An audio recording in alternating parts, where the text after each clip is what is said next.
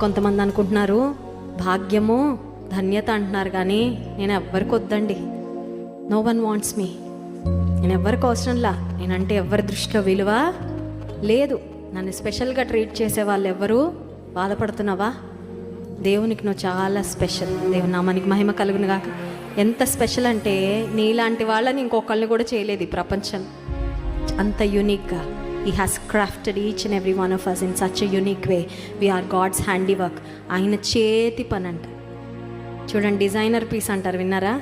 Designer అండి. మళ్ళీ ఇలాంటిది ఇంకోటి ఉండదండి. కొన్ని మన ఇల్లు ఇంకో కలర్ ఉందా, ఇదే డిజైన్లో ఇంకో కలర్ అంటే అలా ఉండదండి. ఇది డిజైనర్.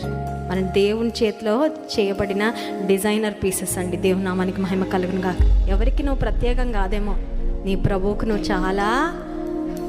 అందుకే ఒక దైవజనుడు అంటాడు, దేవునికి ఒక వాలెట్ ఉంటే అందులో నీ ఫోటో ఉంటుందంట. ఎవరి ఫోటో ఉంటుందండి?